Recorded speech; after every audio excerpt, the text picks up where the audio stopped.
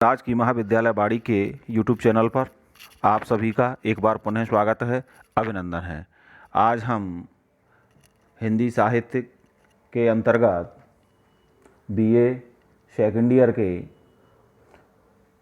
पाठ्यक्रम के अंतर्गत रीतिकालीन कवि देव का परिचय प्राप्त करेंगे। रीतिकालीन कवि देव को महाकवि का गौरव प्राप्त है। उनका पूरा नाम देवदत्त था। उनका आविर्भाव हिंदी के रीतिकाल में हुआ था। यद्यपि ये प्रतिभा में बिहारी, भूषण, मतीराम आदि समकालीन कवियों से कम नहीं वरन कुछ बढ़कर ही सिद्ध होते हैं, फिर भी इनका किसी एक विशिष्ट राज दरबार से संबंध न होने के कारण इनकी वैसी ख्याति और प्रसिद्धि नहीं हुई। देव को अत्यधिक प्रसिद्ध करने वाले लेखकों में मिश्रबंधु हैं, जिनके विचार से देव का स्थान हिंदी साहित्य में तुलसी के बाद आता है। देव और बिहारी में कौन अधिक श्रेष्ठ है, इसको लेकर एक विवाद भी चला था। इसी संबंध में देव और बिहारी नामक पुस्तक पंडित कृष्ण बिहारी मिश्र ने लिखी और बिहारी और देव की रचना लाला भगवान दीन ने की। इन दोनों में देव और बिहारी की काव्य प्रतिभा को स्पष्ट करने का प्रयत्न है।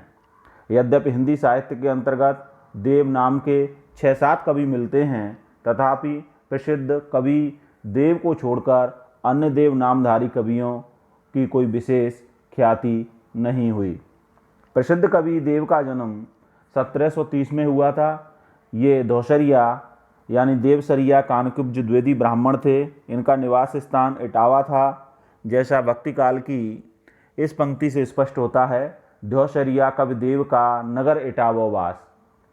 भावविलास के ही साक्ष्य पर इनके जन्म सम्मत की पुष्टि भी होती है, जिसकी रचना इन्होंने सम्मत 1746 में की।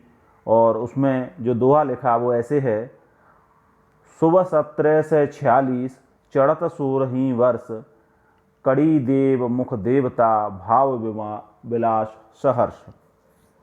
देव ने कई आश्रयदाताओं के यहाँ रहकर अपनी रचनाएं की। इनकी रचना अष्टयाम औरंगजेब के पुत्र आजम शाह के संकेत पर हुई थी और उसने उन्हें पुरस्कृत भी किया था। संभवतः भावविलास भी आजम शाह के आश्रय में लिखा गया हो। देव के दूसरे आश्रयदाता दादरीपति राजा सीताराम के भतीजे भवानी दत्त वैश्य थे। ये चरखी दादरी के निवासी थे। इनके लिए इन्होंने भवानी विलास नामक ग्रंथ की रचना की। देव के तीसरे आश्रयदाता कुशल सिंह थे। ये फफूंद के रहने वाले थे और देव ने इनके लिए कुशल विलास नामक ग्रंथ की रचना की। देव के वास्तविक गुणग्राहक और आश्रयदाता राजा भोगीलाल हुए, जिनके लिए इन्होंने रसविलास नामक ग्रंथ की रचना की। इनके संबंध में देव ने अपने रसविलास में लिखा है: भोगीलाल भूप लख पावर लिखैया जिन्हें, लाखन खरच रुच आखर खरीदे हैं।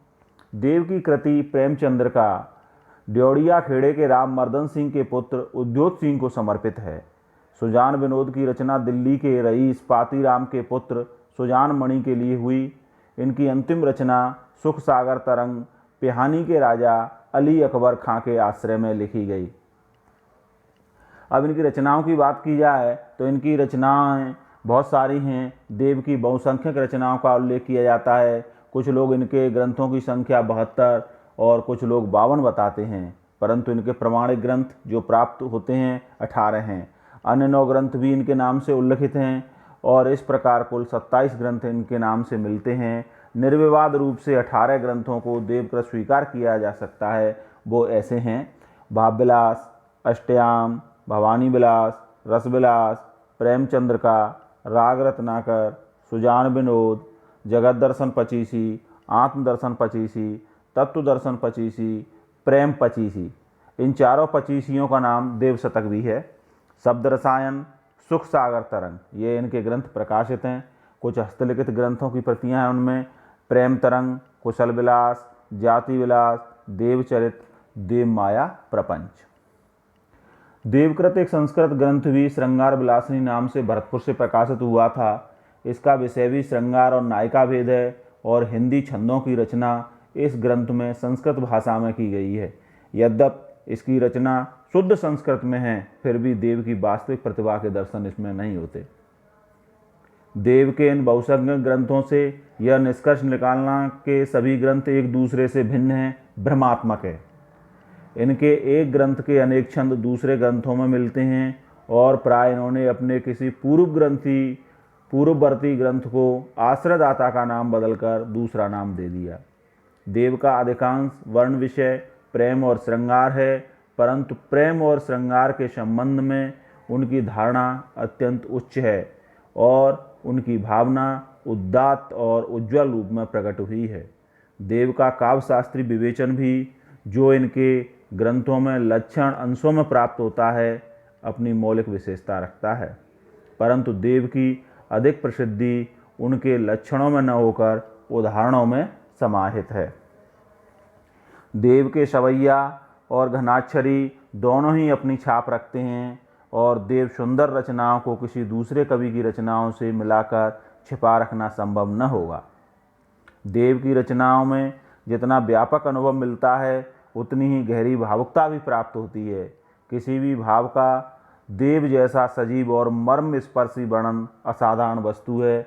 देव की कल्पना केवल ऊहात्मक विशेषता नहीं रखती, वरन वह अनुभूति के रस से सिंचित होकर सरसता संपन्न होती है। इस प्रकार देव की शब्दावली भी अपनी है। देव की शब्दावली में संगीत में प्रभायुक्त शब्द चयन छंद को सहज स्मरणीय बना देता है और रूप, सौंदर्य, वस्तु, चरित्र के चित्रण में देव को अप्रतिम सफलता प्राप्त हुई है। देव अपनी इन्हीं विशेषताओं के कारण हिंदी साहित्य में अत्यंत उत्कृष्ट स्थान के अधिकारी हुए हैं। यद्यपि समसामयिक राज सम्मान इन्हें वैसा प्राप्त नहीं हुआ था जैसा इन्हें मिलना चाहिए था। बहुत बहुत धन्यवाद। आज के लिए इतना ही।